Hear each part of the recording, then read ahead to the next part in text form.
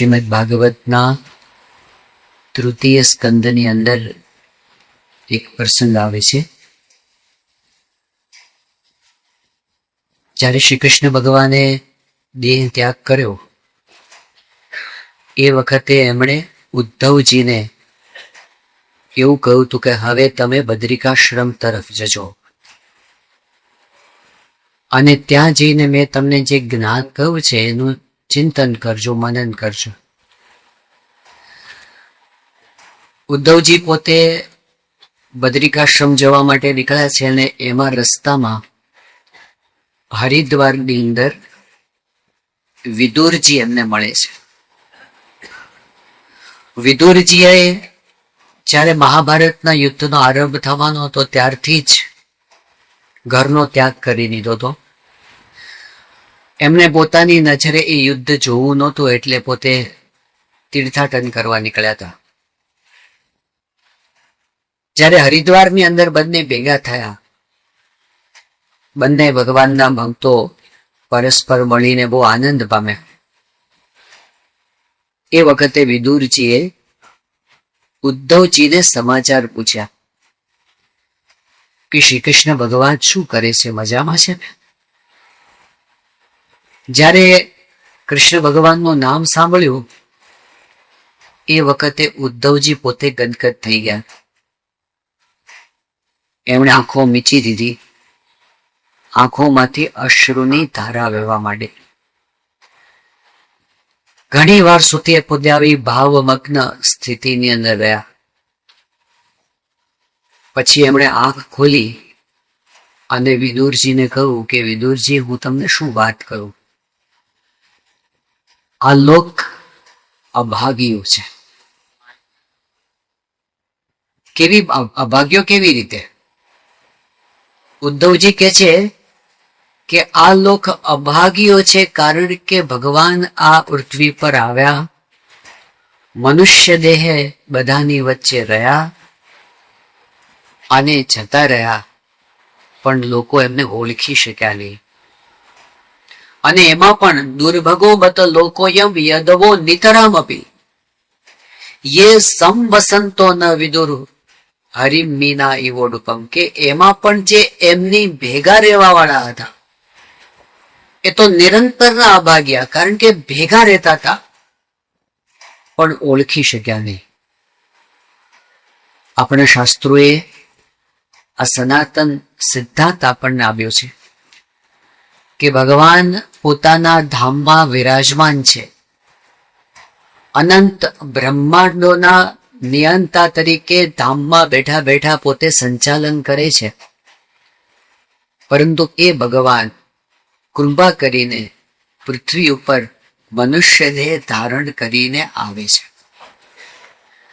પણ જ્યારે પૃથ્વી ઉપર આવે છે ત્યારે મનુષ્ય જેવું જ ચરિત્ર કરે છે, એટલે ઘણા લોકો એમને ઓળખી શકતા નથી.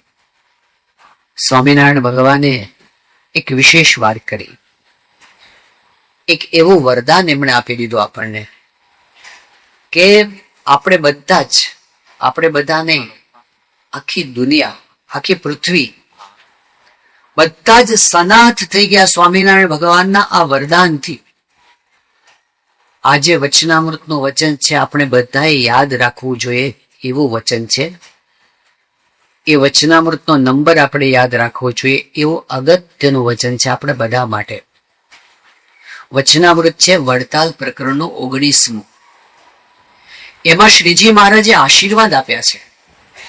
મહારાજે કીધું કે આ જીવને જ્યારે ભરતખંડમાં મનુષ્યનો દેહ મળે, આપણને બધાને મળ્યો છે, આ ભરતખંડ છે. મહારાજે વરદાન આપ્યું, આ જીવને જ્યારે ભરતખંડમાં મનુષ્યનો દેહ મળે ત્યારે ભગવાનના અવતાર કાં ભગવાનના સાધુ એ જરૂર પૃથ્વી પર વિચરતા હોય. એની જ્યારે ઓળખાણ થાય ત્યારે એ ભગવાનનો ભક્ત બને છે. કેટલી મોટી વાત બની ગઈ. સામાન્ય રીતે લોકો એવું કહે છે કે ભગવાનને આકાશમાં શોધવાના છે. વાત સાચી છે, ભગવાન આકાશમાં પણ છે, ભગવાન અણુ અણુમાં વ્યાપક છે, વાત પણ સાચી છે. ભગવાન મૂર્તિમાં રહ્યા છે એ વાત પણ સાચી છે, પણ મહારાજ શબ્દ વાપરે છે વિચરતા હોય. વિચરતા હોય એટલે હરતા ફરતા હોય. આપણે આપણી આંખથી જોઈ શકીએ એવા સ્વરૂપની અંદર ભગવાન પૃથ્વી ઉપર જરૂર વિચરતા હોય એવું મહારાજે વરદાન આપી દીધું. અનંતકાળ સુધીનું આ વરદાન. એટલે આપણે કેવા નસીબદાર કે આ પૃથ્વી ઉપર આપણે ફરીએ છીએ. અત્યારે જ આજની તારીખે જ આ પૃથ્વી ઉપર ભગવાન પૃથ્વી પર વિચરે છે. ખાલી એક વસ્તુ ઉમેરવાની રહી, કઈ? ઓળખાણ થાય ત્યારે પાકો ભંગ મરી જાય છે, અને ઓળખાણ થઈ એટલે ન્યાલ થઈ જાય છે. ભગવાનના પ્રત્યક્ષ સ્વરૂપની ઓળખાણ સામાન્ય વસ્તુ નથી. કારણ કે શ્રીજી મહારાજે પંચાળના ચોથા વચનામૃતમાં કહ્યું છે કે જેવી રીતે સાધારણ મનુષ્ય એ પોતે ખાય પીવે ઉઠે બેસે બોલે ચાલે એના જેમ જ બધી ક્રિયાઓ કરતા હોય. પંચાળના 7મા વચનામૃતની અંદર શ્રીજી મહારાજે એક દ્રષ્ટાંત આપ્યું છે કે એક વખત રાજા દરબારમાં બેઠા હતા, સામે બધા દરબારીઓ પ્રજાજનો બેઠા હતા, અને એની વચ્ચે એક યુવાન શસ્ત્ર સજ્જ થઈને આવ્યો. એની સાથે એની પત્ની પણ હતી, એનો નાનો બાળક પણ હતો. આવીને રાજાને સલામ ભરી. કોઈ અજાણ્યા પરદેશથી આવેલા યુવાન જણાયા એટલે રાજાએ એમને પૂછ્યું કે તમે કોણ છો અને શા માટે આવ્યા છો? એ યુવાને રાજાને પોતાનો પરિચય આપ્યો અને કીધું કે હું એક શૂરવીર યોદ્ધા છું અને દેવતાઓનો મિત્ર છું. મારે તમારી મદદની જરૂર છે. એટલે રાજાએ કહ્યું કે શું મદદ હું તમારી કરી શકું? પેલા યુવાને કહ્યું કે હમણાં સ્વર્ગની અંદર લડાઈ ચાલે છે, દેવો અને દાનવો વચ્ચે યુદ્ધ શરૂ થયું છે, અને મને નિમંત્રણ મળ્યું છે કે મારે દેવતાઓને મદદ કરવા જવાનું છે. પણ હું ત્યાં લડાઈમાં જાઉં તો મારી પત્ની અને મારું બાળક એનું ધ્યાન કોણ રાખે? તો તમે જો એનું ધ્યાન રાખો તો પછી હું સુખેથી લડવા જઈ શકું. રાજાએ કીધું કે તમે આટલું સારું કામ કરવા જાઓ છો તો તમે ચિંતા ના કરો, મારા રાજમહેલમાં જ હું એમને સાચવીને રાખીશ. આ બધું જાહેરની અંદર દરબારની વચ્ચે વાતચીત થઈ. પેલા એ આભાર માન્યો. એટલામાં આકાશમાંથી એક દોરડું આવ્યું. પેલો માણસ બધાની દેખતા દોરડા ઉપર સડસડાટ ચડવા માંડ્યો. થોડી વાર થઈને દેખાતો બંધ થઈ ગયો, દોરડો અદૃશ્ય થઈ ગયો. બધાને ખબર પડી કે માણસ સ્વર્ગમાં પહોંચી ગયો. અને થોડી વાર થઈ ત્યાં રણશિંગા વાગવા માંડ્યા, મારો અને કાપોના અવાજ થવા માંડ્યા, અને જે ભીષણ સંગ્રામ ખેલાયો. આખી સભાને ખબર પડી કોઈ યુદ્ધ ચાલુ થયું છે. હવે એ અવાજ ચાલતો હતો, એમાં વચ્ચે અચાનક એવું તો ઉપરથી એક માથું કપાઈને હેઠે પડ્યું. જો તો જે ઉપર ગયો તેનું જ માથું હતું. થોડી વાર એનું ધડ પણ હેઠે પડ્યું. બધાને ખ્યાલ આવી ગયો કે એ માણસ લડતા લડતા વીર ગતિને પામી ગયો. એની પત્ની તો ત્યાં જ ઊભી હતી. એને તરત જ રાજાને કીધું કે મારા પતિદેવ મૃત્યુ પામ્યા છે, હવે મારે જીવીને શું કરવાનું? મારે સતી થઈ જવું છે, તમે વ્યવસ્થા કરો. એ વખતના રિવાજ પ્રમાણે બધી વ્યવસ્થા થઈ. ચિતા ખડકાણી, એના પતિના શરીરને મૂકવામાં આવ્યું. એની પત્ની પણ ઉપર ચડી ગઈ. અગ્નિદાહ લાગ્યો અને બધાની નજર વચ્ચે એ સતી પણ બળી ગઈ. એના પતિના દેહનો પણ અગ્નિ સંસ્કાર થઈ ગયો. આખા રાજ્યમાં ચકચાર. આ જ સમાચાર ચાલે કે પેલો યોદ્ધા મૃત્યુ પામ્યો, એની પત્ની સતી થઈ ગઈ. બીજે દિવસે સવારે જ્યારે દરબાર ભરાઈને બેઠો હતો અને એ વખતે આની જ વાતો ચાલતી હતી, એટલામાં અચાનક એવું થયું કે ઉપરથી એક દોરડો આવ્યો. અને હજી તો કઈ લોકો વિચાર કરે એ પહેલા જે ગઈકાલે ગયો હતો એ જીવતો હેઠે પાછાયો.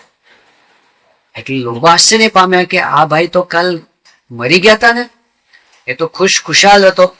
રાજાને સલામ ભરે કે મહારાજ બહુ આનંદના સમાચાર છે, દેવતાઓનો વિજય થયો છે, હવે તમે મારી પત્ની પાછી આપો. રાજા કે તમે તો કાલ મરી ગયા હતા અને તમારી પત્ની પણ સતી થઈ ગઈ હતી. પેલો કે તમે ખોટું બોલો છો, મારી પત્નીને તમે દરબારમાં સંતાડી રાખી છે. રાજા કે હું સાચું બોલું છું, મારે તારી પત્નીને રાખીને શું કામ છે? પેલો કે તમે ખોટું બોલો છો, મારી પત્ની તમારા મહેલમાં જ છે. રાજા કે નથી. બોલો કે હું બોલાવું? રાજા કે બોલાવો, હોય તો બોલાવો મહેલમાંથી. અને પેલા એ બૂમ પાડી, ત્યાં તો જીવતી બહાર આવી પત્ની. હવે આખી સભા આશ્ચર્યચકિત થઈ કે થાય છે શું બધું? એ વખતે પેલા માણસે રહસ્ય ખોલ્યું. એને કીધું કે હું એક નટ છું, નટ જાદુગર છું, અને મેં તમારી સામે મારો શો રજૂ કર્યો. જો તમે રાજી થયા હો તો મને ઇનામ આપો. રાજાએ એને ઇનામ આપ્યું. પણ આશ્ચર્યની વાત શું હતી કે બધા એ નટની માયામાં મોહ પામી ગયા, બધા ભૂલા પડ્યા, સિવાય કે એક વ્યક્તિ, એક જણને ભ્રાંતિ ન થઈ. એ એક જણ કોણ હતું? બોલો, ચંપુરિયો હતો. એને ખબર હતી કે બંને મમ્મી ને પપ્પા બે કાલ પાછા આવી જશે. આવા ખેલ તો ઘણા થઈ ગયા છે. જે ચંબોરિયા થાય ને, મહારાજે આ દ્રષ્ટાંત આપ્યું પંચાળાના 7મા વચનામૃતમાં. અને પછી એવી રીતે કહ્યું કે જ્યારે ભગવાન પૃથ્વી પર આવે, સત્પુરુષ પૃથ્વી પર હોય, અદ્દલ મનુષ્ય જેવું જ કરે, એ નાટક જ કરે, પોતાના ઐશ્વર્યને સામર્થ્યને છુપાવી રાખે. એ વખતે જે જંબુરિયા થાય, જંબુરિયા એટલે એમના ભક્ત, જે પ્રગટને ઓળખે એ એમના જંબુરિયા કે. જે ઓળખે ને એ ખાટી જાય, બાકી બધા ભલા હોય ને ભૂલા પડી જાય. શ્રીજી મહારાજે નિશ્ચયની વાત કરી છે. પ્રગટ ભગવાન, પ્રગટ સત્પુરુષ પૃથ્વી પર હોય, એમની ઓળખાણ થાય, નિશ્ચય થાય કે આ મને મળ્યા તે નિશ્ચય ભગવાન છે. એ થાય કેવી રીતે? તો શ્રીજી મહારાજે એક દ્વાર બતાવ્યું છે.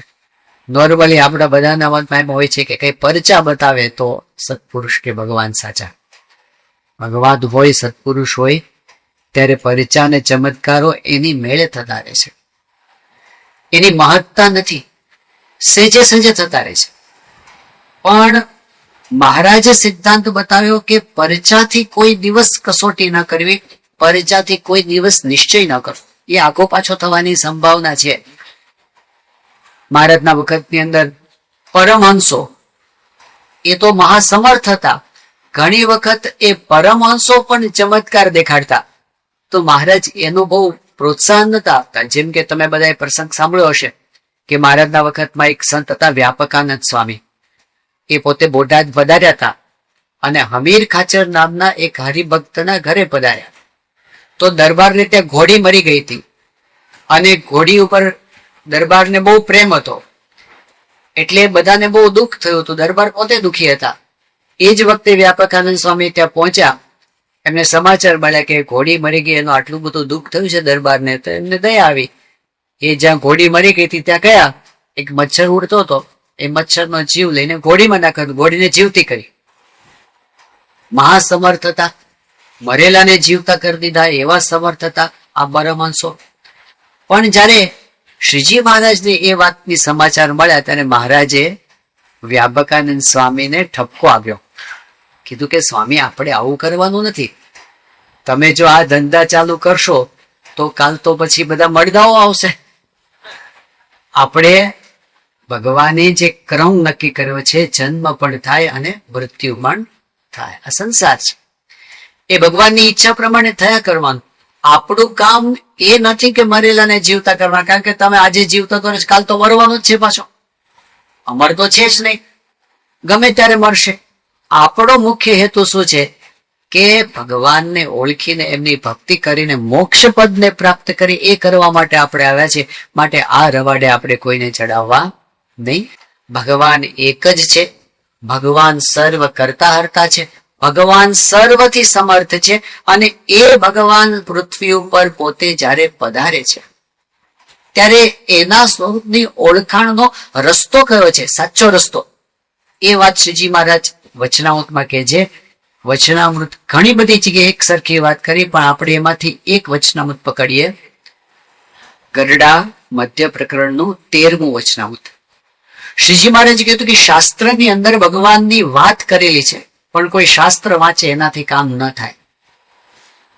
પણ મહારાજે કીધું કે એવા સત્પુરુષ હોય એના મુખ થકી જ્યારે સાંભળે ત્યારે ભગવાનના સ્વરૂપનો પાક્કો નિશ્ચય થાય છે.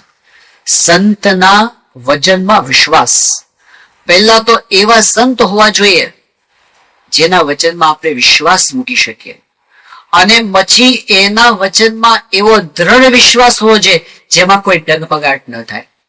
જો એવો વિશ્વાસ સાચા સંતના વચનમાં બેસી ગયો પછી એ નિશ્ચય ડગતો નથી, એ પાક્કો નિશ્ચય થાય છે. બાકી બધા નિશ્ચયમાં ડગમગાટની સંભાવના છે. આજે પરચો ભગવાન બતાવે ને કાલે નહીં બતાવે તો ફરી શંકા થવા માંડે. પણ વચનથી જે નિશ્ચય થયો હોય, આપણે સંસારના ઇતિહાસમાં જોઈએ છે કે મહારાજના વખતની અંદર મુક્તાનંદ સ્વામી હતા, બહુ જ મહાન સંત હતા, પવિત્ર સંત હતા, સાધુતાના સર્વ ગુણોથી સંપન્ન સંત હતા, સાચા ઉપાસક હતા, સાચા મુમુક્ષુ હતા, સત્યની શોધ કરનારા હતા, પોતે ક્યાંય રોકાયા નહોતા, સાચા ગુરુની શોધ માટે નીકળ્યા હતા, અને જો સાચા ગુરુ ન મળે તો મરવાની તૈયારી એમની હતી. એટલું બધું કમિટમેન્ટ હતું એનું આધ્યાત્મિક સાધના માટેનું. એવા મુક્તાનંદ સ્વામી ફરતા ફરતા રામાનંદ સ્વામી પાસે આવ્યા, અને રામાનંદ સ્વામીમાં એવી સચ્ચાઈ એમણે જોઈ, રામાનંદ સ્વામીની એવી સાધુતા જોઈ, અને રામાનંદ સ્વામીના શિષ્ય બનીને રહ્યા, અને રામાનંદ સ્વામીના મોવડી મુખ્ય સંત બન્યા.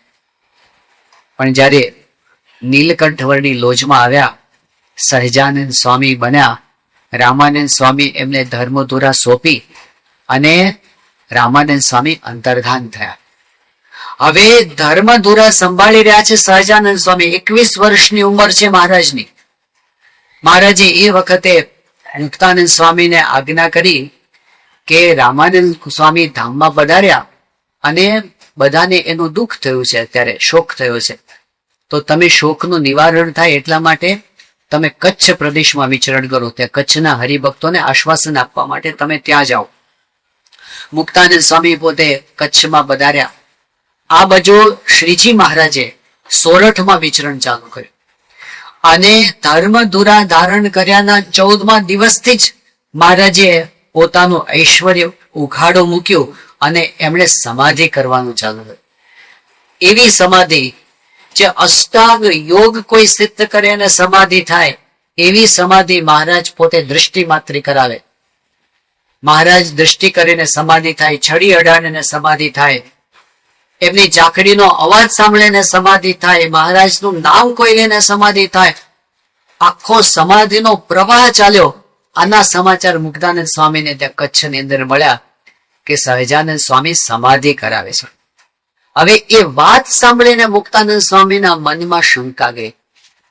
એમને થયું કે મેં શાસ્ત્રો વાંચેલા છે અને ઇતિહાસ મેં સાંભળેલો છે, અત્યાર સુધીના ઇતિહાસની અંદર આગળ કોઈએ આવી સમાધિ કરાવી નથી, અને એટલે સમાધિ કઈ આવી રીતે થાય નહીં. સમાધિ તો અષ્ટાંગ યોગ કોઈક સિદ્ધ કરે તો જ થાય, એટલે આ સમાધિ હોવી ના જોઈએ, સમાધિના નામે બીજું કંઈક હોવું જોઈએ. એમને શંકા થઈ. ઘણી વખત શંકા કરવામાં નિમિત્ત શું બને છે કે આપણું જે જ્ઞાન હોય, આપણી જે માન્યતા હોય, આપણો જે પૂર્વગ્રહ હોય, આપણી જે સંકુચિતતા હોય, આપણા જે ચોકઠા હોય, એમાં ભગવાનને સંત ન બેસે ને. એટલે એમ થાય કે આવું ના કરે તો એ ભગવાન ના કહેવાય, કારણ કે આવું મેં પૂર્વે ક્યારે સાંભળ્યું નથી. અને મહારાજ તો સર્વોપરી ભગવાન છે, એ કઈ થોડા કોઈ ચોકઠામાં ચરિત્ર કરે, એ તો ચોકઠાથી બહાર હોય, એ તો સર્વથી ઉપર છે. એ કઈ બંધાયેલા છે કે ભાઈ પૂર્વે કોઈ સમાધિ ન કરાવે એટલે ન કરાવે એવું થોડું છે. મહારાજે તો કરાવી સમાધિ. એટલે મુક્તાનંદ સ્વામીને એવું લાગ્યું કે સમાધિના નામે આ કંઈક હિપ્નોટિઝમ કે મેસ્મેરિઝમ કે કંઈક કામણ ટુમણ કે કંઈક ત્રાટક કે એવી કોઈક વિદ્યા અજમાવતા હશે આ સહજાનંદ સ્વામી, અને લોકોને ભરમાવતા હશે, લોકોને છેતરતા હશે, આમને આમ આ સંપ્રદાયને બગાડી નાખશે. મુક્તાનંદ સ્વામીને બહુ ઉદ્વેગ થઈ ગયો અંતરની અંદર. ઘણી વખત મનુષ્ય ભાવ આવવાની અંદર કારણભૂત શું બને છે? આવું મમત્વ. કે સંપ્રદાય બગડી જશે. એમને થયું કે આવું ના ચાલે, આ સહજાનંદ સ્વામીને મારે બરાબર શીખ આપવી પડશે. એટલે પોતે ત્યાંથી કચ્છથી નીકળ્યા, મહારાજને ઠપકો આપવા માંડ્યા.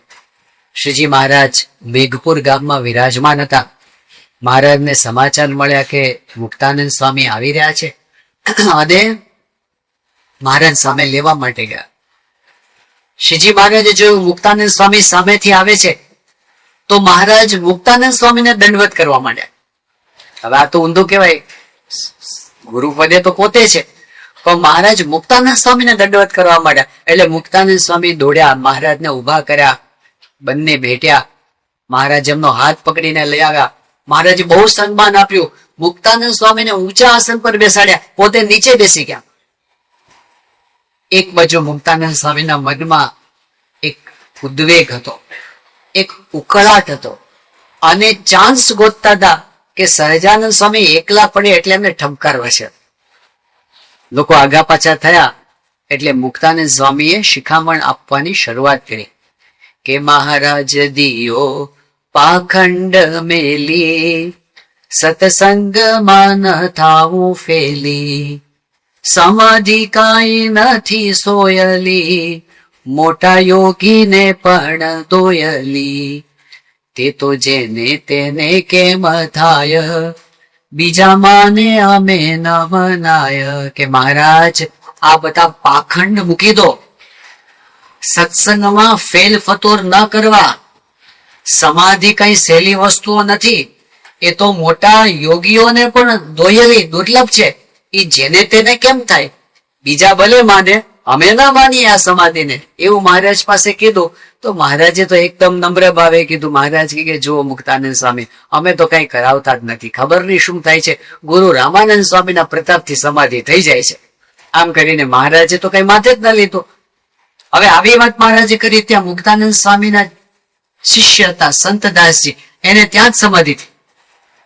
હવે મુક્તાનંદ સ્વામી પાછા મૂંઝાયા. હવે અમને શું કેવું, સમાધિ તો બંધ થઈ નહીં અને સહજાનંદ સ્વામી કઈ માથે લેતા નથી. એટલે અંતરમાં અશાંતિ વધી ગઈ. મહારાજે કીધું મુક્તાનંદ સ્વામી ચાલો આપણે કાલવાણી જવાનું છે. આખો સંઘ ચાલતા ચાલતા કાલવાણી જવા માટે ઉપડ્યો. મહારાજ આગળ ચાલતા હતા, બધા પરમહંસો ચાલતા હતા, હરિભક્તો ચાલતા હતા. મુક્તાનંદ સ્વામીના મનમાં અશાંતિ, ઉદ્વેગ. ચાલતા ચાલતા પાછળ રહી ગયા. મહારાજ આગળ નીકળી ગયા. પર્વતભાઈ મુક્તાનંદ સ્વામીની સાથે ચાલતા હતા. ખબર હતી કે સ્વામીને અત્યારે મનમાં ગઢમથલ ચાલે છે, પણ એમને થયું અત્યારે કઈ એમને ડિસ્ટર્બ કરવા નથી. કાલવાણી પહોંચ્યા. મુક્તાનંદ સ્વામીને ગામને પાદર પહોંચ્યા ત્યારે દિશાએ જવાનું થયું એટલે પોતે શૌચ માટે ગયા. સ્નાન કર્યું, પાછા આવતા હતા. એ વખતે અચાનક સામે ગુરુ રામાનંદ સ્વામીએ દર્શન આપ્યા. રામાનંદ સ્વામી તો ધામમાં પધાર્યા હતા, પણ એમણે દર્શન આપ્યા એટલે મુક્તાનંદ સ્વામી દંડવત કરવા માંડ્યા. તે વખતે રામાનંદ સ્વામીએ મુક્તાનંદ સ્વામીને કીધું કે સ્વામી તમે ભૂલા કેમ પડ્યા? મેં તમને કહ્યું હતું કે આ સહજાનંદ સ્વામી એ સાક્ષાત ભગવાન છે. તમે એમના કાર્યની અંદર તમારી બુદ્ધિ ન અડાવો, તમે શંકા કુશંકા ન કરો, તમને એમના પ્રવાહમાં તમે ભળી જાઓ. અને મુક્તાનંદ સ્વામીને એકદમ આનંદ આનંદ આનંદ આનંદ થઈ ગયો અને અંતરમાં જાણે પ્રકાશ પ્રકાશ થઈ ગયો. અંતરની અંદર આનંદના ફુવારા છૂટવા માંડ્યા. જે વખતે કોઈ વ્યક્તિને એવું સમજાઈ જાય, એને પ્રતીતિ થઈ જાય કે મારી સામે જે ઊભા છે એ સાક્ષાત ભગવાન છે, એ વખતે એમને જે આનંદ થાય એ આનંદ રૂપિયામાં માપી શકાતો નથી. એ આનંદની કોઈ સીમા હોતી નથી. મુક્તાનંદ સ્વામી એવા આનંદમાં આવી ગયા અને એકલા એકલા ગાવા માંડ્યા. ભ્રમણા ભાંગી રે હો હૈયાની નથી રે કે ને વાત કયાની વીતી હોય તે હો જાણે અણ સમજે અમારે ઈર્ષા આણે. તો પર્વતભાઈ કીધું કે સ્વામી તમે આટલો બધો કલર કેમ બદલાઈ ગયો તમારો? થોડી વાર પહેલા તમે ઉદાસ હતા અને આટલા આનંદમાં કેમ આવી ગયા? મુક્તાનંદ સ્વામી કે ગુરુ આવીને કહી ગયા. પછી જયારે મહારાજને સિંહાસન પર પધરાવ્યા અને પહેલી આરતી એમને ઉતારી, 21 વર્ષના સહજાનંદ સ્વામી સિંહાસન પર બેઠા છે. અને એમના કરતા 23 વર્ષે મોટા મુક્તાનંદ સ્વામી એમની આરતી ઉતારતા ઉતારતા ગાય છે, પુરુષોત્તમ પ્રગટનું જે દર્શન કરશે કુટુંબ સહિત તરશે. દુનિયા એમને 21 વર્ષના યુવાન એક તેજસ્વી વ્યક્તિ તરીકે જોતી હતી, પણ મુક્તાનંદ સ્વામી હવે એમને વ્યક્તિ તરીકે નહોતા જોતા. મારી સામે બેઠા એ ભગવાન છે. ઓળખાણ થઈ ગઈ. હવે ઓળખાણ થઈ કેવી રીતે? પરચાથી થઈ. પરચા તો પેલાય બતાવતા હતા, સમાધિ તો પેલાય કરાવેલી હતી. પરચાથી ઓળખાણ ન થઈ. શેનાથી ઓળખાણ થઈ? ગુરુના વચનમાં વિશ્વાસ. અમારા ગુરુ સાચા છે, એ ખોટું ના બોલે, અને એમણે કહ્યું છે ને એનાથી પર કોઈ સત્ય દુનિયામાં છે જ નહીં. જ્યારે સત્પુરુષ કે સદગુરુના વચનમાં સાચો વિશ્વાસ આવી જાય ને પછી દ્વાર ખુલી જાય છે. ગુણાતીતાનંદ સ્વામી જુનાગઢ વધારી રહ્યા હતા. વળતા સમયો કરીને રસ્તામાં સંઘ લઈને નીકળ્યા હતા. સારંગપુર પધાર્યા. એ વખતે ગુણાતીતાનંદ સ્વામી ની સાથે પ્રાગજી ભગત ભગતજી મહારાજ પણ ભેગા હતા. સારંગપુર ગામના એ વખતના ગામ ધણી વાઘા ખાચર ભક્તરાજ હતા, મુમુક્ષુ હતા, અને પૂર્વના બહુ બલિષ્ઠ સંસ્કારી હતા. મોટા મોટા સદગુરુઓનો એમણે ખૂબ સમાગમ કર્યો હતો. એવા હતા વાઘા ખાચર, એટલે અંતરદ્રષ્ટિ વાળા પણ હતા. ગુણાતીતાનંદ સ્વામી જયારે આવ્યા ત્યારે સ્વામીને એકાંતમાં મળ્યા અને સ્વામી પાસે પોતાના અંતરની વ્યથા રજૂ કરી નિષ્કપટ થયા. કીધું કે સ્વામી, હું સત્સંગ કરું છું, નિયમ ધર્મ પાક્કા પાડું છું, બધું જ કરું છું, પણ અંતરની અંદર કેટલીક વસ્તુઓ એવી છે કે જે દોષો, જે સ્વભાવો ટળતા નથી. એમાં આપણે વાત કરી કે મને તો કેવી પરિસ્થિતિ છે કે હું જયારે સૂઈ જાઉં અને સપના આવે તો સપનાની અંદર એવી એવી વસ્તુઓ મને દેખાય છે કે જાણે ધીંગાણા થતા હોય, અને એવી લડાઈ થાય ને એકબીજાના માથા કપાતા હોય ને હાથ પગ કપાતા હોય ને લોહીની નદીઓ ચાલતી હોય ને એવા ભયંકર ભયંકર સપના મને આવે છે. તો મને વિચાર એ આવે છે કે આ સ્વપ્ન અવસ્થા એ તો સૂક્ષ્મ શરીરના ભાવ છે. મારા સૂક્ષ્મ શરીરના ભાવ પણ ટળતા નથી, તો કારણ શરીરના ભાવ ક્યારે ટળશે? અને જો કારણ શરીરના ભાવ ન ટળે તો મારું મોક્ષ કેવી રીતે થાય? હું અક્ષરધામમાં કેવી રીતે પ્રવેશ પ્રાપ્ત કરીશ? આવી મને અંદરમાં મૂંઝવણ રહ્યા કરે છે. ગુણાતીતાનંદ સ્વામીએ વાઘા ખાચરની વાત સાંભળી અને પછી એમને કીધું કે દરબાર, તમે અમારી સાથે જુનાગઢ ચાલો, તમારા કારણ શરીરના ભાવ ટળી જશે. એમણે કીધું કે સ્વામી, મારે આ સંઘમાં ભેગું આવવું, પણ મને તો કેવું છે, દરબાર ખરા ને, કોઈક સેવા કરનારો સેવક હોય તો મને ફાવે, બાકી મને ફાવે નહીં. મને કોઈક પથારી કરી આપે, મને કોઈક ગરમ પાણી કરી આપે. સ્વામી કહે કે જો આ પ્રાગજી ભગત તમારા સેવક, જાઓ, તમારી સેવા કરશે. ભગતજી મહારાજને ગુણાતીતાનંદ સ્વામીએ વાઘા ખાચરની સેવામાં મૂક્યા અને સંઘ ચાલ્યો જુનાગઢ જવા માટે સારંગપુરથી. હવે ભગતજી મહારાજ એમનું તો એક જ મિશન હતું કે આ પ્રત્યક્ષ સંત ગુણાતીતાનંદ સ્વામી જે સાક્ષાત અક્ષર બ્રહ્મનો અવતાર છે અને જે સ્વામિનારાયણ ભગવાનનું પ્રત્યક્ષ સ્વરૂપ છે, એમના સ્વરૂપની ઓળખાણ કરાવી. એટલે જે પોતાના યોગમાં આવે એની વાત કર્યા વગર એમનાથી રહેવાય નહીં. એટલે ભગતજી મહારાજે વાઘા ખાચરને વાત કરી કે વાઘા ખાચર, આ ગુણાતીતાનંદ સ્વામી છે ને એ સાધારણ સંત નથી, એ તો પોતે સાક્ષાત અક્ષર બ્રહ્મ સત્પુરુષ છે. તમે એમના સ્વરૂપને ઓળખી લો તો તમારા કારણ શરીરના ભાવ ટળી જાય. જયારે આવી વાત કરીને ત્યારે વાઘા ખાચર થોડા ગુસ્સે થઈ ગયા, કારણ કે એ તો પ્રાગજી ભગતને તો સામાન્ય દરજી ભક્ત સમજતા હતા અને એમ થતું હતું કે આ મને ઉપદેશ આપે. ગુસ્સે થઈ ગયા. પણ ભગતજી મહારાજ તો વાતો કરવાનું ચાલુ રહે.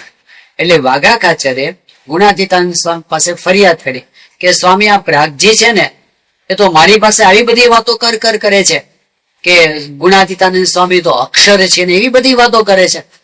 તો સ્વામી હસવા માંડે. સ્વામી કે ગાંડો છે. પછી સ્વામી કે તમને એની સેવા ન ફાવતી હોય તો ના પાડ દો.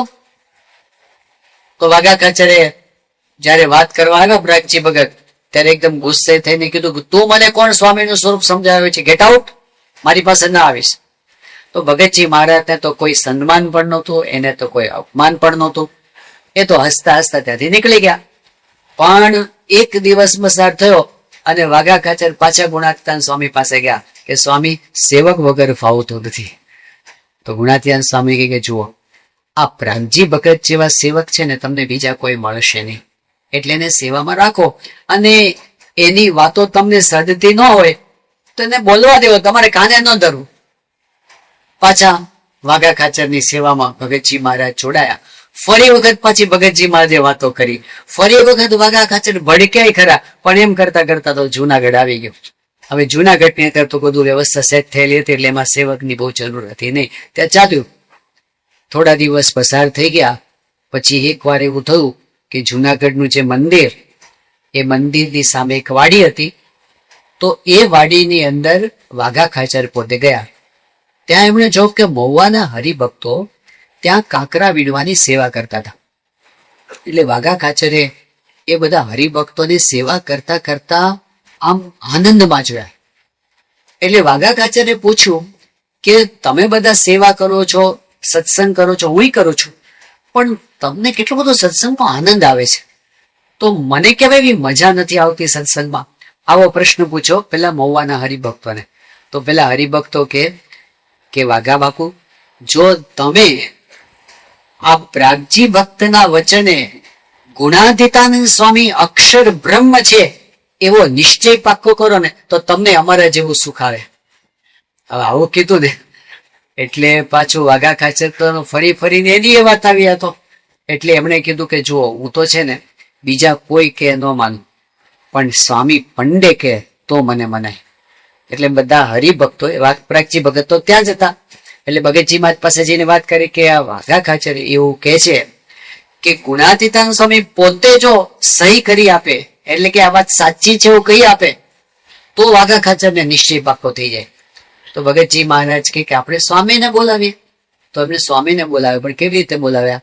ત્યાં વાડીમાં ધ્યાનમાં બેઠા અને ગુણાતીતાનંદ સ્વામીને વૃત્તિ દ્વારા કહે છે. ગુણાતીતાનંદ સ્વામી એ સભા મંડપમાં કથા વાર્તા કરતા હતા અને અચાનક એમણે કથા બંધ કરી દીધી કે મને પ્રાગજી ભગત યાદ કરે છે.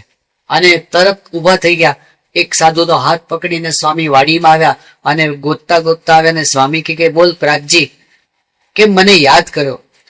તો ભગતજી મહારાજ કે સ્વામી, આ મારે તો કઈ કામ નથી, પણ વાઘા ખાચરને કઈક પ્રશ્ન છે. તો ગુણાદાસ કે બોલો વાઘા, આપો શું પ્રશ્ન છે? એમણે કીધું કે સ્વામી, આ પ્રાગજી છે એ ક્યારનો આવું બોલ બોલ કરે છે કે ગુણાતીતાનંદ સ્વામી અક્ષર છે, ગુણાતીતાનંદ સ્વામી અક્ષર છે, તો એ વાત સાચી છે? ભગતજી મહારાજની આ વાત જયારે કરી, અરે ગુણાતીતાનંદ સ્વામીની વાત જયારે વાઘા ખાચરે, ત્યારે ગુણાતીતાનંદ સ્વામીએ મસ્તક હલાવીને કીધું કે હા, એ વાત સાચી છે. એટલે વાઘા ખાચરે કીધું, સ્વામી તમે પંડે અક્ષર છો? સ્વામી કે હા, હું જ અક્ષર છું.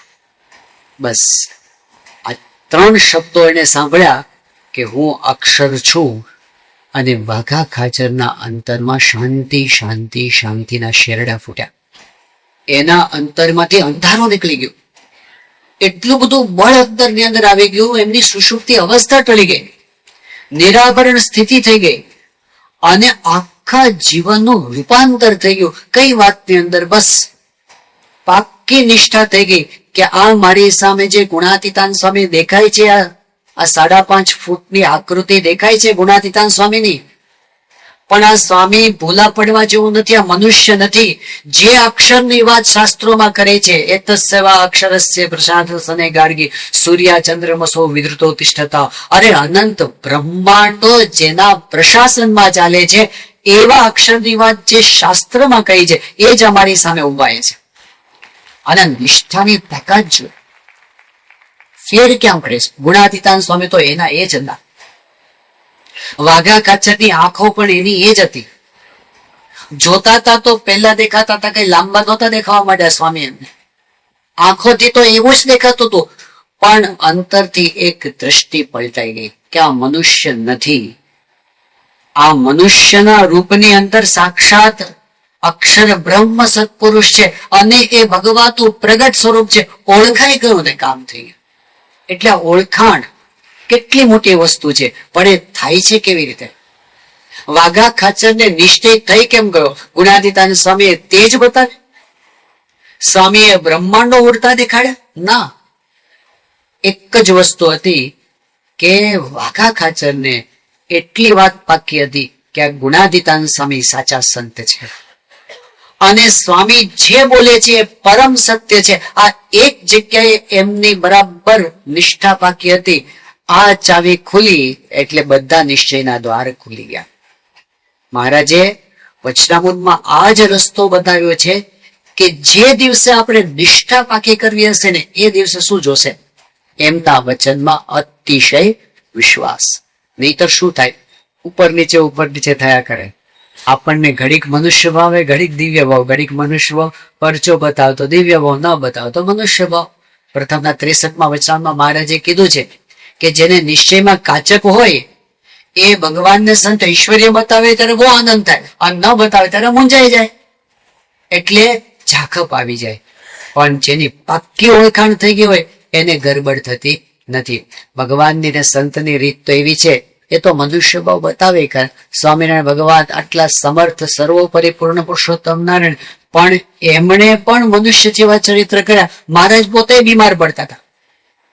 શ્રીજી મહારાજે મોટા મોટા મંદવાડો ધારણ કરેલા છે, અને એવા મંદવાડ ધારણ કરેલા છે આપણને થાય કે મહારાજને શું થઈ ગયું? તાવ આવી જાય, ઝાડા થઈ જાય, મહારાજ પથારીમાંથી બેઠા ન થઈ શકે. આવી બધી બીમારીઓ મહારાજે પોતે ગ્રહણ કરેલી છે.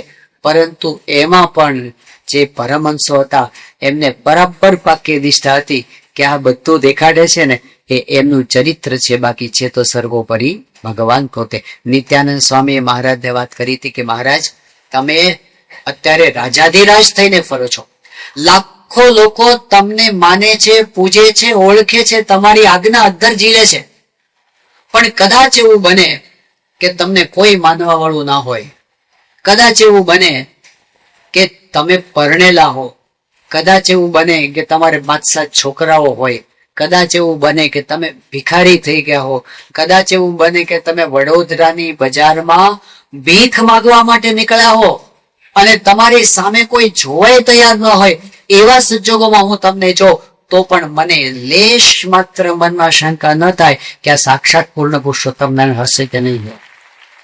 મહારાજ પાસ એમણે ઓળખી લીધા.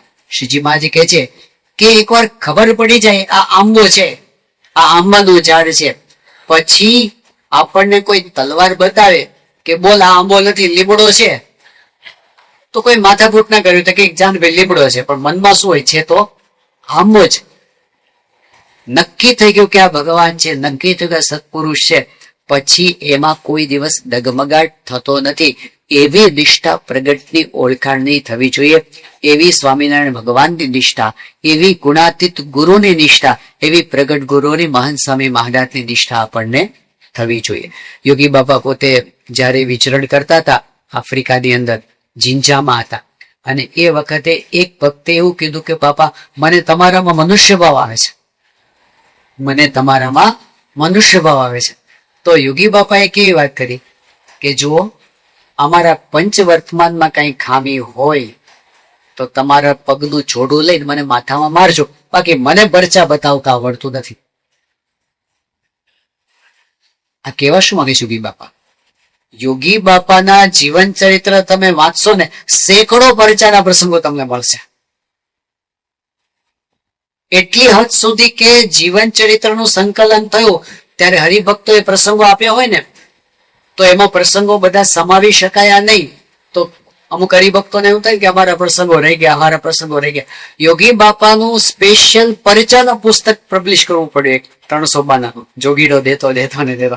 આટલા યોગી બાપાના પરચા છે, છતાં યોગી બાપા શું કે મને પરચા બતાવતા આવડતું નથી. તો તમારે જોવાનું શું કે છે? મારા પંચ વર્તમાનમાં ખામી છે. બસ વચનામૃતમાં આટલું જ કીધું છે. અંત્યનું 27મું વચનામૃત કે નિષ્કામ, નિર્લોભ, નિસ્વાદ, નિસ્નેહ ને નિર્માણ, આ પંચ વર્તમાને યુક્ત જે સંત હોય એને ને ભગવાનને સાક્ષાત સંબંધ હોય, એ સંતના વચનમાં વિશ્વાસથી ભગવાનનો નિશ્ચય થાય છે, એમનું જીવન જોવાથી. બાકી ચમત્કાર બતાવે ક્યારેક નહીં બતાવે. યોગી બાપા તો કેવા મનુષ્ય ચરિત્ર કરતા આપણે જાણીએ છીએ કે સામાન્ય વ્યક્તિને પણ હોય એટલું પણ જ્ઞાન નથી એવું યોગી બાપા ચરિત્ર પોતે કરતા. યોગી બાપા પોતે પ્રસંગ કે છે કે અમને તો કાંઈ ખબર પડતી નથી. મુંબઈ નિર્ગુણદાસ સ્વામીની સાથે અમે ગયા હતા અને છીપી ચાલમાં અમારો ઉતારો હતો. છીપી ચાલ સીપી ચાલ નામની એક જગ્યા હતી ને એવું કે મોટા મોટા ઉંદરડા નીકળે. પછી બાપા કે અમને પધરામણીએ જવાનું હતું તો નિર્ગુણદાસ સ્વામી કે ચાલો જોગી તમને ચોપાટી ઉપર લઈ જઈએ. તમને ચોપાટી ઉપર લઈ ગયા ફરવા માટે. અને ત્યાં અમે જોયું કે એક માણસ છે નીચે બેઠો હતો, કોથળો પાથરીને બેઠો હતો અને એની સામે બધી શીશીઓ પડી હતી. યોગી બાબા શીશીઓ કે એટલે બધે કોટલો પડી હતી, બધી શીશીઓ પડી હતી અને સિસકારા કરતો હતો. એટલે મેં પૂછ્યું કે આ સિસકારા શેના કરે છે? તો મારી સાથે જે હરિભક્ત હતા એમણે કીધું કે સિસકારા નથી કરતો, એ માલિશ એમ સસકર લંબાવે ને બધું, તો એ માલિશ કરવા માટે બેઠો છે અને એમ કે છે કોઈને માલિશ કરવું હોય તો હું કરી આપો. તો યોગી બાપા તો એકદમ અભિભૂત થઈ ગઈ કે ઓહો મુંબઈના માણસો ભારે સેવા ભાવી, એવું માલિશ કરી આપે. એટલે નિર્ગુણદાસ સ્વામી એકદમ અકળાઈ ગયા. એ કે જોગી એનો ધંધો છે, મફત નથી કરતા, પૈસા લઈને કરે છે. યોગી બાપા કે અમને તો આટલી પણ ખબર નહીં કે આવો ધંધો થતો હશે. એટલે એમને આ લોકની રીતે સામાન્ય વસ્તુની પણ ખબર ન પડે ને. યોગી બાપા હતા મુંબઈમાં ને પછી બધા દર્શન કરવા આવતા હોય એમાં બે ભાઈઓ દર્શન આવે, બંને જોડિયા.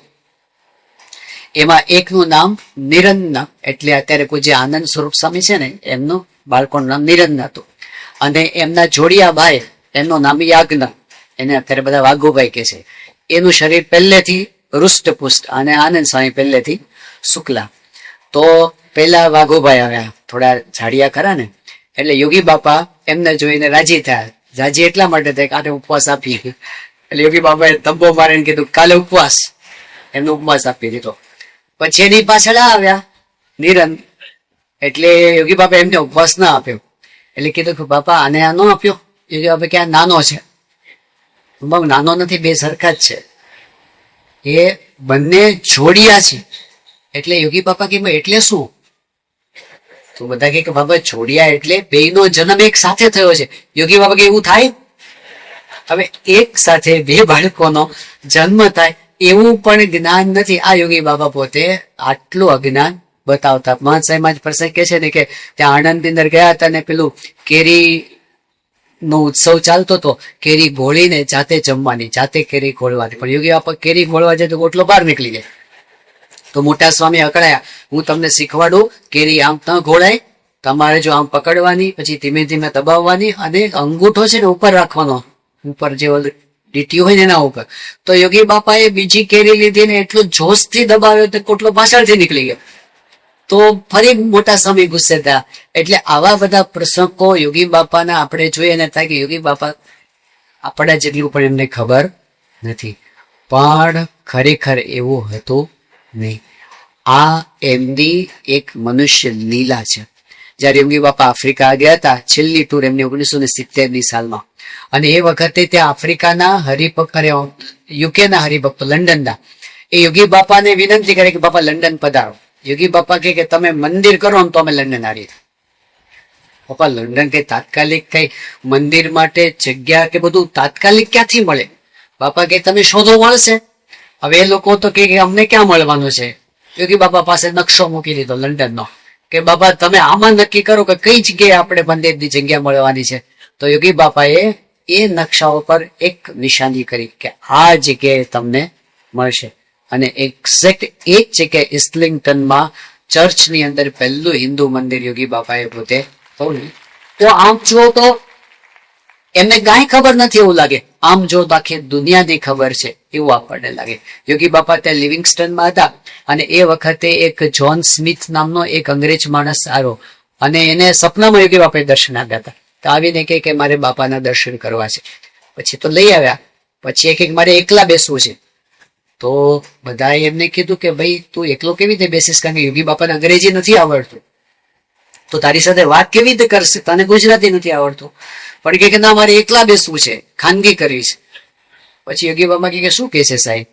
બધા કે સ્વામી એમ કે છે કે તમારે યાર એકલા ખાનગી કરવી છે. કે ભાઈ કરવા દો. કે બે એકલા બેઠા, બીજા બધા નીકળ્યા બહાર. અડધો કલાક બંને ગોષ્ઠી કરી. એ શું કરીએ તો હજી સિક્રેટ છે, પણ બ્રહ્મ છે. આ બધા આપણા લોકના જે બધા વિચારો હોય છે ને, બધા કે યોગી બાપાને શું આવડે છે, શું નથી આવડતું, પ્રમુખ સ્વામી મહારાજને શું આવડે છે. સ્વામી બાપા પ્રમુખ સ્વામી તો 6ઠ્ઠી ધોરણ સુધી ભણેલા છે, 64માં જન્મેલા છે, એટલે શું આ બધું આધુનિક બોલતા ના આવડે એમને, એવું આપણને લાગે. પણ એમાં ભૂલા પડવા જેવું નથી, એમને બધું આવડે છે. એ સાક્ષાત બ્રહ્મ છે. એ ચરિત્ર કરે એવા પ્રમુખ સ્વામી મહારાજ આપણે જોયા છે ઘણી વખત.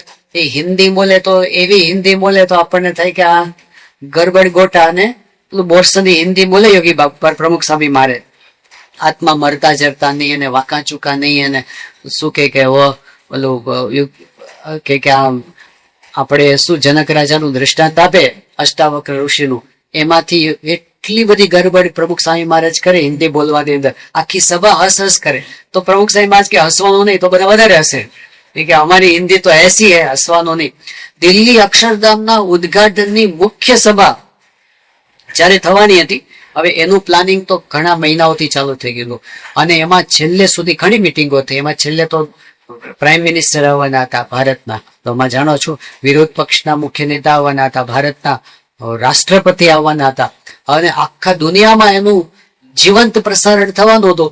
એટલે બધા સંતોએ બાબાને વિનંતી કરી કે બાબા આખી સભા હિન્દીમાં થશે, પણ આપને વિનંતી એ કરવાની કે આપને આશીર્વાદ ગુજરાતીમાં આપજો. શું કામ? કારણ કે બાપા હિન્દી બોલે અને ગરબડ વાળું બોલે તો લોકોને કેવું લાગે, એટલે તમે આશીર્વાદ ગુજરાતીમાં આપજો, અને પછી એનું ટ્રાન્સલેશન પ્રવક્તા છે ને હિન્દીમાં કરી નાખશે. તો સ્વામી કે હા. પછી છેલ્લે દિવસે મીટિંગ થઈ, પાછી આગલે દિવસે બધો કાર્યક્રમ રજૂ થયો, અને પછી બાબાને કીધું બાબા આવતીકાલે સભા છે, અને આ બધી સભાનો કાર્યક્રમ, અને છેલ્લા આપના આશીર્વાદ ને આપણે ગુજરાતીમાં બોલવા. બાપા કે હા બરાબર છે. સભા ચાલુ થઈ ગઈ, અને પછી એમ કરતા કરતા જયારે બાબાનો આશીર્વાદનો વારો આવ્યો તો માઇક ગોઠવાતું હતું, ત્યારે નારાયણ મુનિ સ્વામી છેલ્લે બાપાને કાનમાં કહેવા માટે ગયા. કારણ કે બાપાને કેવું છે, આજુબાજુ હિન્દી ચાલતો તો હિન્દી ચડી જાય, એટલે કહેવા માટે કે બાબા આપણે આશીર્વાદ આપવાના છે, ગુજરાતીમાં આપવાના છે. સાંઈ કે મને ખબર છે. અને શરૂ કરે તો હિન્દીમાં ચાલુ કર્યા. એ જ પ્રકારનું હિન્દી. તો આપણે આપણી દ્રષ્ટિથી જયારે વિચારીએ ત્યારે આપણને થાય કે આટલું એમને આવડે છે, આટલું એમને નથી આવડતું. આ બધા આપણે ચોકટા. 1980ની સાલમાં પ્રમુખ સ્વામી મહારાજ જયારે ત્યાં સાઉથ આફ્રિકામાં હતા, અને તે વખતે ત્યાંના એક રિપોર્ટર સ્વામીનો પ્રમુખ સ્વામી મહારાજનો ઇન્ટરવ્યુ લેવા માટે આવ્યા હતા. તો તે વખતે એવું થયું હતું કે વચ્ચે ટ્રાન્સલેટર તરીકે આત્મા સ્વરૂપ સ્વામી હતા. હવે પેલો રિપોર્ટર અંગ્રેજીમાં પ્રશ્ન પૂછતો, સ્વામીને પ્રશ્ન સમજાવવાનો, સ્વામી ગુજરાતીમાં બોલે, એ પેલાને અંગ્રેજીમાં સમજાવવાનો. આ રીતે બધું કમ્યુનિકેશન ચાલતું હતું. તો વાતમાં પેલા રિપોર્ટરે અચાનક એવો પ્રશ્ન પૂછ્યો કે તમારા સંપ્રદાયમાં એવા નિયમો હોય છે કે તમે સંતો બહેનો સાથે વાતચીત નથી કરતા, તો ડાયરેક્ટ બહેનો સાથે આવી રીતે તમે ઇન્ટરેક્શન ન કરો તો પછી એનાથી બહેનોને એવું ના થાય કે અમારું અપમાન થાય છે અહીંયા? આવો પ્રશ્ન પહેલા એ અંગ્રેજીમાં પૂછ્યો. હવે નોર્મલ કેસમાં કેવું હોય કે એ પ્રશ્ન બાપાને સમજાવવાનો હોય, પણ વચનામૃતમાં મહારાજે કીધું છે કે ભગવાન જયારે ઉતાવળા થાય ને ત્યારે ઐશ્વર્ય પ્રગટ થઈ જાય છે. તો પેલા એ પ્રશ્ન પૂછ્યો, પ્રમુખ સ્વામી ઉતાવળા થઈ ગયા જવાબ આપવામાં. એટલે આત્મ સ્વરૂપ સ્વામી ગુજરાતીમાં પ્રશ્ન સમજાવે એ પેલા બાપા જવાબ આપવા માંડ્યા. સ્વામી કે એને કહો કે આપણા સત્સંગમાં આવીને જુએ કે અમારે ત્યાં ભાઈઓ કરતા પણ બહેનો વધારે સત્સંગ કરે છે, વધારે સેવા કરે છે, વધારે ભક્તિ કરે છે. સ્વામી કે જો એમને અપમાન જેવું લાગતું હોય તો કેવી રીતે સત્સંગમાં આવે? હવે આ વાત બાપાએ કરી એટલે આત્મ સ્વરૂપ સ્વામી જરા ડઘાઈ ગયા, આશ્ચર્યમાં પડી ગયા કે બાપાને પ્રશ્ન કેવી રીતે સમજાયો અંગ્રેજીનો. તો વધારે આશ્ચર્ય શું થયું કે ઓલો જવાબ લખવા માંડ્યો. તો એમને થયું કે ચલો બાપા અંતર્યામી છે એટલે તો બધું જાણી જાય કે ઓલો રિપોર્ટર ક્યાં અંતર્યામી છે. એટલે એને કીધું કે ઉભો રે પેલા શું લખે છે તું, કારણ કે એ કઈક ઊંધું લખી મારે પાછો તો છાપામાં ઊંધું જાય. એટલે કે તે શું લખ્યું છે વાંચ. તો પ્રમુખ સ્વામી મહારાજ જે ગુજરાતીમાં બોલ્યા હતા ઓલા એક્ઝેક્ટ અંગ્રેજીમાં લખ્યું હતું. આ કે અમથા મને વચ્ચે બેસાડે છે. હવે કઈ ભાષા રહો તમે? સત્પુરુષને આપણે કોઈ ચોકઠામાં બાંધી શકતા નથી. આજે મહાન સ્વામી મહારાજને આપણે બાંધીએ, 92 વર્ષની ઉંમર છે, એ આ લોકની ચોકઠું છે. આપણે એવું સમજીએ એમના માટે કે એમને અત્યારે સ્વામી બોલે છે તો આમ અવાજ નથી નીકળતો, બધી આ લોકની બધી આપણી ગોઠવણી છે. એમને જ્યારે જે કરવું હોય ત્યારે એમના સંકલ્પોથી બધું જ થાય છે. એ સર્વજ્ઞ છે, અંતર્યામી છે, અને એ તો ખાલી આપણી સમક્ષ મનુષ્યનો આકાર છે. મહારાજે વચનાવતમાં કીધું, આવા સંતની દરેક ઇન્દ્રિયોમાં ભગવાન પોતે જ કામ કરે છે. આંખમાં જોનારા ભગવાન, પગમાં ચાલનારા ભગવાન, રોમે રોમમાં ભગવાન. એટલે ત્યાં સુધી ભગવાન કે સંત માનજો મારી મૂર્તિ, તેમાં ફેર નથી એ કરતી. મહારાજે કીધું, અક્ષરધામની અંદર ભગવાન કિશોર મૂર્તિ વિરાજમાન છે. એ જ મૂર્તિ અત્યારે પ્રત્યક્ષ મહાન સ્વામી મહારાજ રૂપે છે. પ્રત્યક્ષ મનુષ્ય આકારે એમનો આ બાળપણું, યુવાન થાય, વૃદ્ધ થાય, સાજા થાય, માંદા થાય, અજ્ઞાન બતાવે, મનુષ્ય ભાવ બતાવે, બે જણ હાથ પકડીને ચાલે ત્યારે ઉભા થઈ શકે, જે કાંઈ બતાવે, આ બધું જ એમનું મનુષ્ય ચરિત્ર છે. ક્યારેક ચક્કારો થઈ જાય. આ સુરતની અંદર અક્ષરધામનું નિર્માણ કાર્ય ચાલે છે, તમે જાણો છો.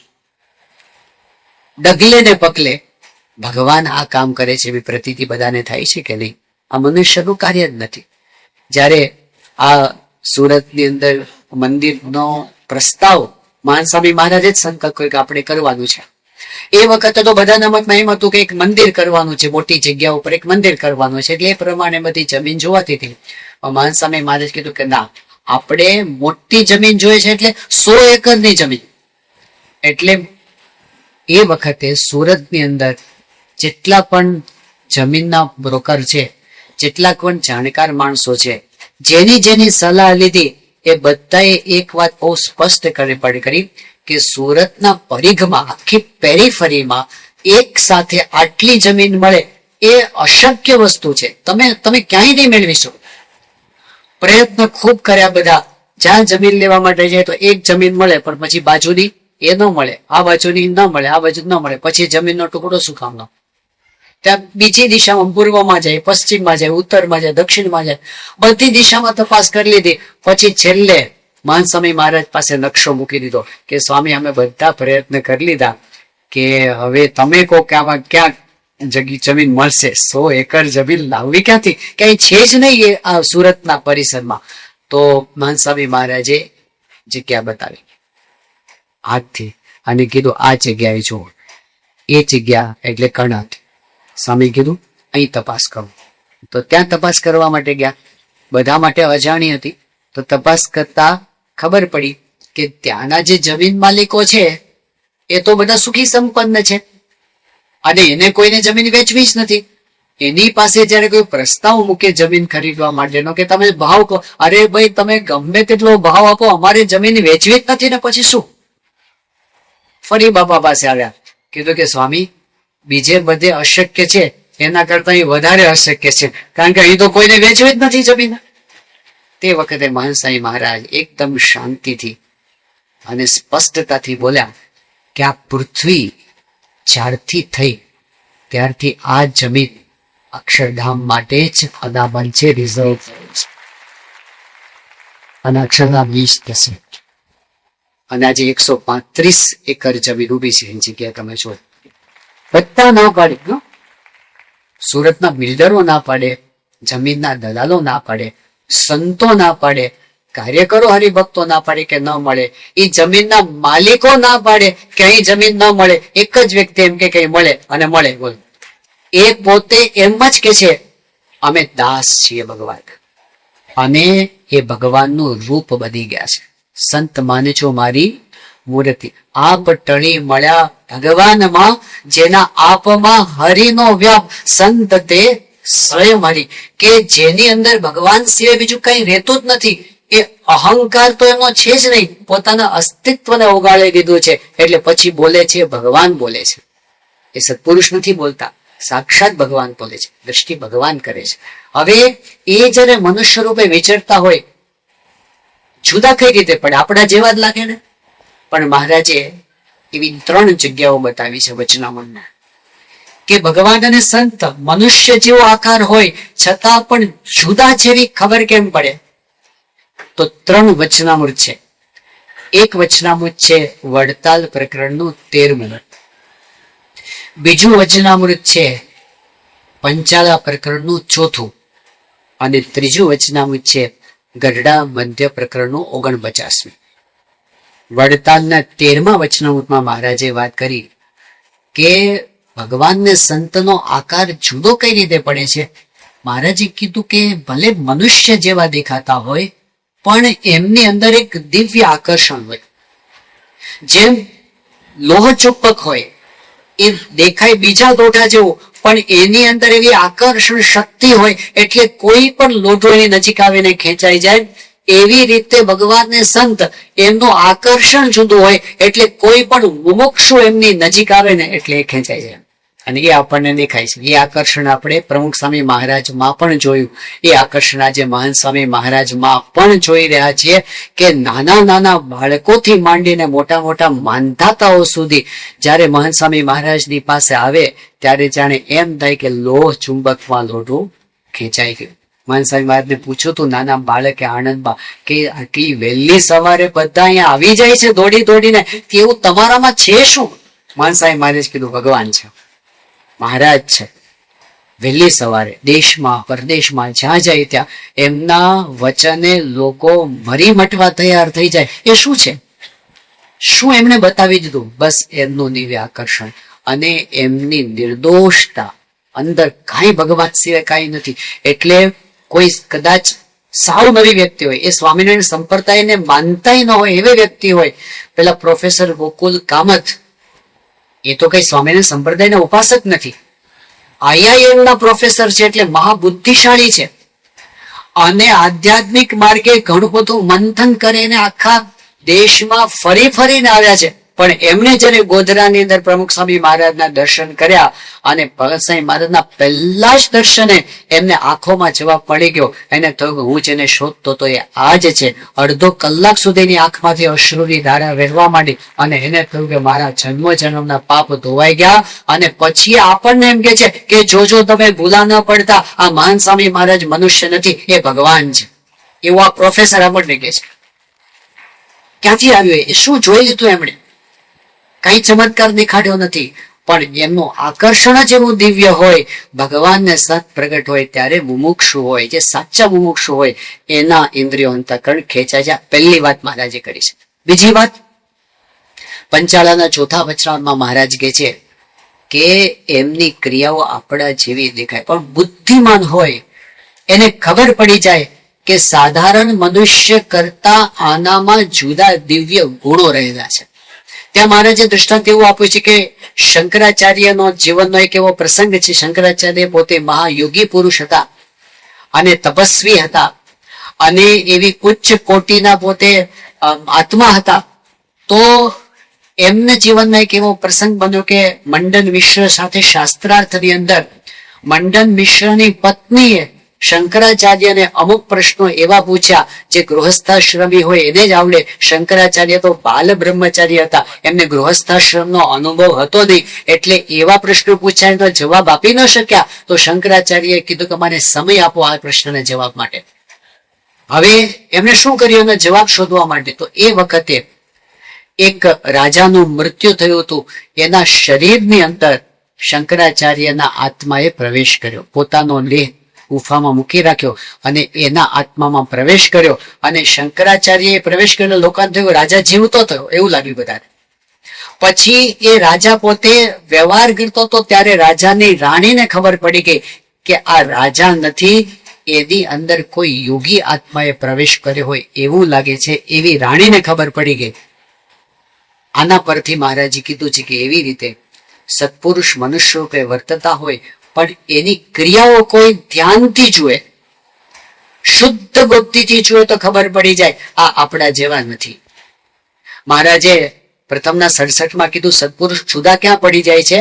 તો આ લોકના સુખમાં એને પ્રીતિ જ નથી હોતી. આ 7.5 અબજની વસ્તીની અંદર આ એક વાક્યમાં સત્પુરુષ જુદા પડી ગયા. દુનિયામાં બધાને આ લોકના સુખમાં પ્રીતિ છે, એને આ લોકના સુખની પડી જ નથી.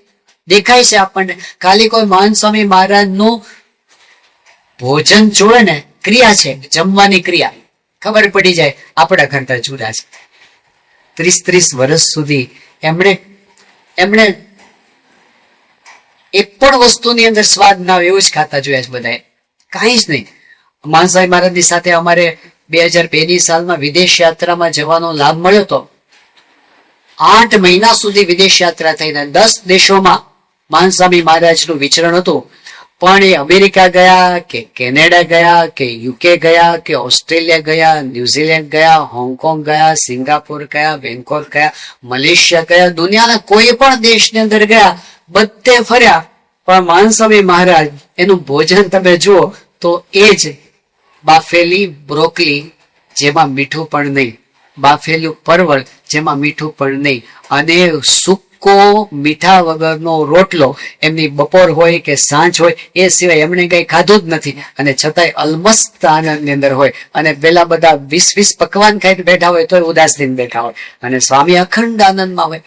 એમને આ લોકમાંથી કોઈ સુખ લઈ લીધું હોય નથી, એને માન સન્માનનું સુખ. એમને એકલા બેઠા હોય કોઈ જોવા હોય, અને હજારોની સભામાં બેઠા હોય, એમના ચહેરાની રેખા તમે જુઓ. કોઈ જો નજીક જાય અને શુદ્ધ બુદ્ધિ, હમણાં એક પુસ્તક પ્રકાશિત થયું છે કે વેન ધ વર્લ્ડ સ્લીપ્સ, અંગ્રેજી પુસ્તક. મહાન સ્વામી મહારાજ રાત્રે એકલા હોય એ વખતે સ્વામીને જેને જોયા છે એમને પ્રસંગો નોંધ્યા છે કે સ્વામીના એકાંતની અંદર અડધી રાત્રે એમના વિચારો, એમની વાણી, એમનો વ્યવહાર, એમની ક્રિયાઓ કેવા હોય છે. કોઈ જુએ તો ખબર પડી જાય આ સાધારણ મનુષ્ય છે જ નહીં. એમનો બીજા સાથેનો વ્યવહાર કોઈ જુએ તો ખબર પડે સાધારણ મનુષ્ય નથી. એટલે એમની ભક્તિ કોઈ જુએ ને ખબર પડી જાય સાધારણ મનુષ્ય નથી, જુદા જ પડી જાય છે.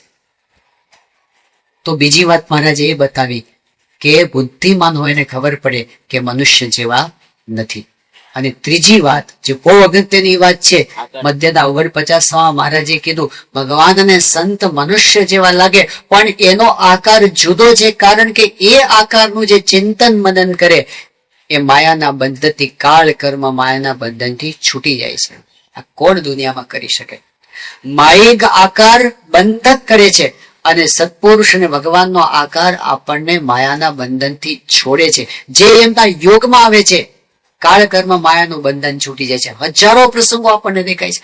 એમના સહજ સંપર્કની અંદર જે અઠંગ વ્યસની હોય એના વ્યસનો છૂટતા આપણે જોયા છે, કયા વગર છૂટતા જોયા છે. આ વખતે મહેસાણામાં સ્વામી બાબા પાસે પેલા હરિભક્તનો પ્રસંગ રજૂ થયો હતો કે બાલુભાઈ નામના હરિભક્ત છે. હવે પ્રસંગ એવો છે કે એ તો પોતે સત્સંગી હતા જ નહીં, ઘરમાં કોઈને સત્સંગ હતો નહીં. આ ભાઈ પોતે પેલું આપણે રેફ્રિજરેશનનું ને એર કન્ડિશનના એનું જે સર્વિસિંગનું કામ કરતા હતા, અને પૈસા બહુ કમાતા હતા. પણ પૈસા કમાતા હતા એટલે વ્યસને એટલું જ કરતા હતા. રોજ ઓછામાં ઓછાનો 1000 રૂપિયાનો દારૂ તો રોજ પીવા જોઈએ.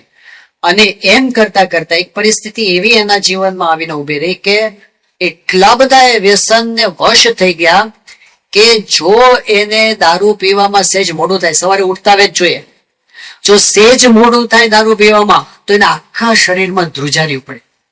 અને પછી તો એવું થાય કે એટલી બધી ધ્રુજારીઓ પડે કે એમણે કીધું કે સામે ટેબલ ઉપર દારૂની પ્યાલી પડી હોય અને મારે એને ઉઠાવીને જો મોઢા સુધી પહોંચાડવી હોય, હું મોઢા સુધી ન પહોંચાડી શકું એટલો બધો મારો હાથ ધ્રુજતો હોય. આટલી હદ સુધી બધી દવાઓ કરી લીધી, બધા નુસ્ખા અજમાવી લીધા, મારે છોડવું તું વ્યસન કોઈ કાળે, હવે જિંદગીભર મારાથી આ નહીં છૂટે એવું બધાને નક્કી થઈ ગયું, મને નક્કી થઈ ગયું. એવા સમયની અંદર કોઈ એ વાત કરી કે મહાન સ્વામી મહારાજ નામના મોટા સંત છે, મહેસાણા આવે છે. હવે આ પોતે રહેતા હતા ત્યાં વિસનગરની અંદર, અને પછી કીધું કે આ તમે સ્વામીના દર્શને આવો, આશીર્વાદ લો. એટલે પોતે આવે. મહાન સ્વામી મહારાજની મુલાકાત તો હજી થઈ જ નહોતી. સવારના જયારે સ્વામી ઠાકોરજીના દર્શન માટે મંદિર પર પધાર્યા ત્યારે કોઈએ એમને ત્યાં મંદિરના પ્રાંગણમાં ઉભા રાખ્યા હતા. બધા હરિભક્તો ઉભા હોય ને પ્રાંગણમાં, ત્યાં ઉભા હતા, દૂર ઉભા હતા. અને મહાન સ્વામી મહારાજ તે મંદિર ઉપર ગુરુ પરંપરાની દેરીના દર્શન કરી અને પછી પ્રદક્ષિણામાં આગળ વધતા હતા. અને નીચે હરિભક્તો ઉભા હોય એટલે સ્વામી પોતે ઉભા રહી ગયા ત્યાં. અને હરિભક્તોને આમ દ્રષ્ટિ કરીને સ્વામી પગે લાગતા હોય છે. એમાં આ બાલુભાઈ અને મહાન સ્વામી મહારાજ બેની દ્રષ્ટિ એક કઈ સેકન્ડો પણ નહીં, ફ્રેક્શન ઓફ સેકન્ડ એટલી વાર ચાર આંખો ભેગી થઈ. અને એ વખતે શું થઈ ગયું તે ખબર નથી. એ વખતથી બાલુભાઈ નું વ્યસન તો ગયું, ધ્રુજારી પણ ગઈ. એક ટીપો દારૂ પીધો નથી ત્યાર પછી એમને અત્યાર સુધી. અને પછી એમના દીકરાઓ બધા ખુશ થઈ ગયા. એ કે હવે બાપુજી તમે ધંધા બંધા બંધ કરી દો, તમે મંદિરમાં સેવા કરો. ત્યારથી હવે ખાલી સેવા જ કરે છે. બધા ધંધા બંધ કરી અને ફૂલ ટાઈમ સંતો સાથે રહીને ગાડીનું ડ્રાઇવિંગ કરે છે. એક બ્રાહ્મણ છે એટલે રસોડામાં સેવા કરે છે. એ ભગવાન ભજન ભક્તિને સત્સંગ જ કરે છે. આખો પરિવાર સુખી થઈ ગયો. પણ કરીશું કાળ કર્મ ને માયા, આ બધા બંધનો છે ને બહુ ઊંડા બંધનો છે. કારણ શરીરના ભાવ. વર્ષો પહેલાની વાત છે. મહાન સ્વામી મહારાજ, આ તો ગુરુ પધારે પહેલાની વાત, લગભગ 1974-75 વર્ષની વાત. મહાન સ્વામી મહારાજ ત્યાં મુંબઈમાં હતા. અડધી રાત્રે એક વ્યક્તિ એમને જગાડ્યા, રાતના 12:30-1 વાગે.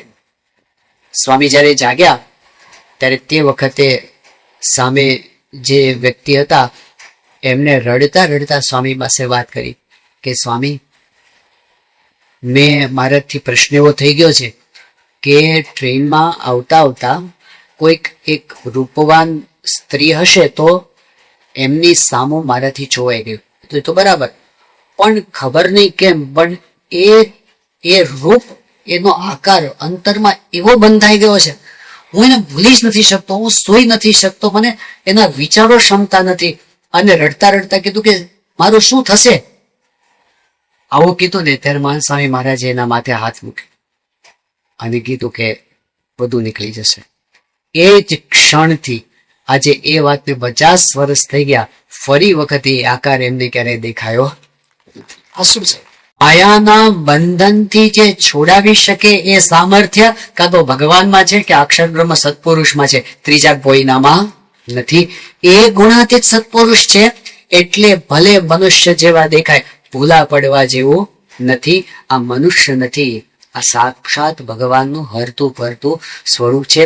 તો એ જ એને ઓળખાણ થાય. મારા જે વડતાલના 19મા વચનામને ફરી વખત યાદ કરીએ કે આ જીવને જયારે ભરતખંડમાં મનુષ્યનો અવતાર આવે, દેહ આવે, ત્યારે ભગવાન કા ભગવાનના સંત જરૂર પૃથ્વી પર વિચરતા હોય, એની ઓળખાણ થઈ જાય ત્યારે ભગવાનનો ભક્ત થાય છે. તો એવી ઓળખાણ આપણને પણ થઈ છે. પણ હવે એ ઓળખાણની અંદર એ ચડ ઉતર થાય છે ને, ક્યારેક દિવ્ય ભાવ, ક્યારેક મનુષ્ય ભાવ, ક્યારેક દિવ્ય ભાવ, ક્યારેક મનુષ્ય ભાવ. તો આપણે પ્રાર્થના એ જ કરવાની છે એમના ચરણોમાં, કેવળી તમારે વિશે જીવન, નાવે મનુષ્ય બુદ્ધિ કોઈ ધન, જે લીલા કરો તમે લાલ, તેને સમજવું અલૌકિક ખ્યાલ. જે એમની લીલા હોય એ દરેક લીલાની અંદર દિવ્યતા અને દિવ્યતા જ છે. એ જોવાની દ્રષ્ટિ આપણને પ્રાપ્ત થાય. અને અખંડ જેવી રીતે મુક્તાનંદ સ્વામીને, જેવી રીતે વાઘા ખાચરને પ્રગટ સ્વરૂપની નિષ્ઠા દ્રઢ થઈ ગઈ અને અંતરમાં આનંદ થઈ ગયો, માયાના બંધનો છૂટી ગયા, એવી દ્રઢતા આપણા સૌના અંતરમાં થાય. એ જ આપણે એમના ચરણોમાં પ્રાર્થના કરીએ.